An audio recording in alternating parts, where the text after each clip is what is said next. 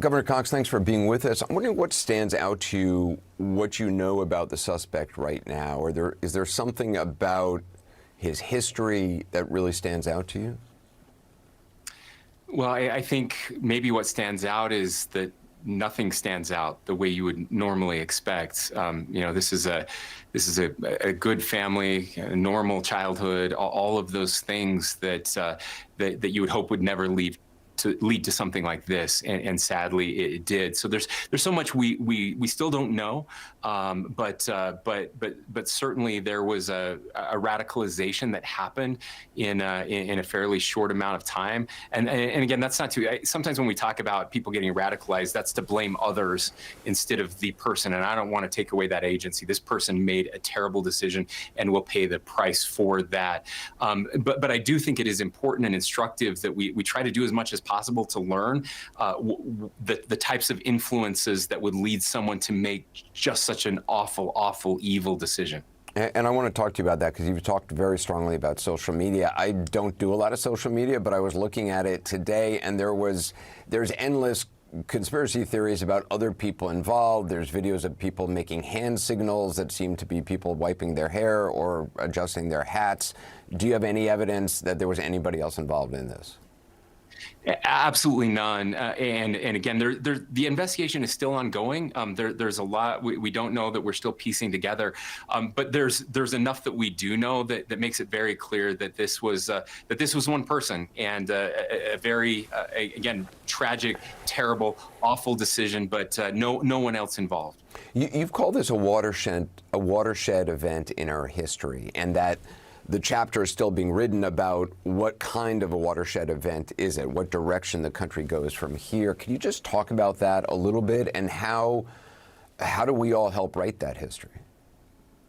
Yeah, so to me, I look at this. It feels like something happened. This is big, and it's big for a reason. Again, somebody who was involved in political speech, political discourse, doing the very thing that is the foundation for our democratic republic, and then losing their life, which makes it harder for all of us to do the thing that we should do, and that's dangerous in a different type of way. And so the question is, we've certainly been building to this. I don't think it's a surprise to most people that something terrible like this could happen. President Trump was almost assassinated a year ago.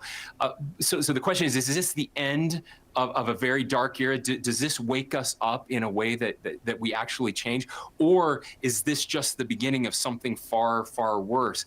And what will write that history, what that will depend on is all of us. It's not any one person who's going to change this. If we're waiting for a leader from Washington, D.C. or Utah or anywhere else, then it will never happen. And that's why I just feel so strongly that it's incumbent on every single one of us to look into our souls and decide, do we want this to continue? Are we going to be the part that continues, or are we going to try something different? And that's the only way we're going to break out of this fever dream. As you know, there are entire, media ecosystems which profit from outrage and which pump out outrage and that is part of the algorithm. You have influencers on all sides of the aisle, but we've heard, very well-known ones on the right.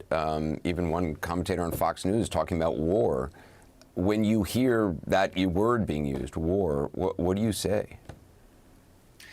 Well, we say stuff like that, and that's normal. It's been part of the vernacular. We use it in sports terms sometimes. We talk about a battle, a war, right? And we now do it in political terms. And I don't think most people actually mean it, because war is my kids and my grandkids getting shot in the street. That's no one wants that. The problem is that there are people out there who, when they hear that, they actually believe it, and it leads to things like we're seeing today. But again, people are angry, and rightfully so. They don't need to be lectured by me or CNN or anybody else when they're feeling anger.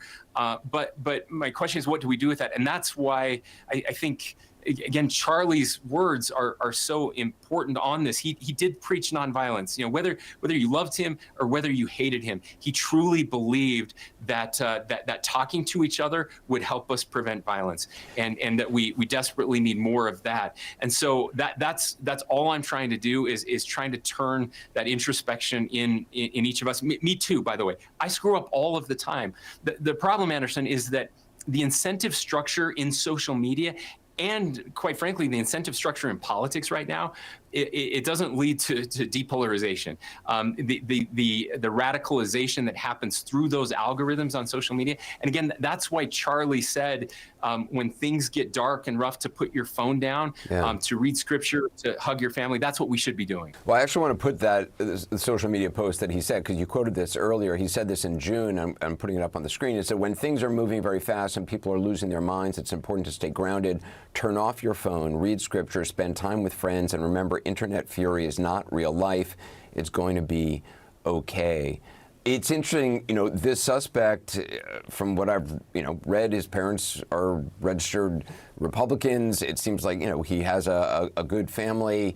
I'm not sure how much he is online and living online, but we have certainly seen many young men getting lost online. What do you do about that as a legislator? I mean, some schools are kind of slow to really figure out plans for social media, for phone use in schools even. It's the greatest mistake we've made in the last decade, and I'm very proud that Utah is leading the nation. We passed the most comprehensive social media bills 2 years ago. We're still fighting in the courts over those bills. We passed a ban on cell phones in classrooms this year. We have to do this. The research is incredibly clear. Jonathan Haidt, who I know you know, has been on the programs here, his book, Anxious Generation, it lays that out very clearly. But we really are pushing, and AI is only going to make this worse, especially for our young men. We've got an entire generation that is struggling, that has been lost. They've lost purpose and meaning, and we've got to find purpose and meaning again. Governor Spencer Cox, thank you for your time.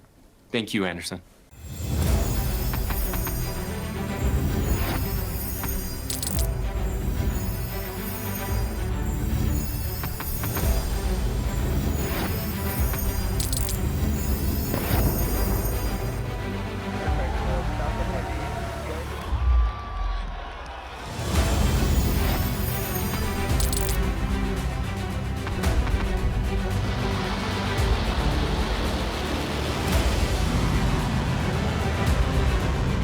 Fighting so long and so hard that they don't know what the they're doing.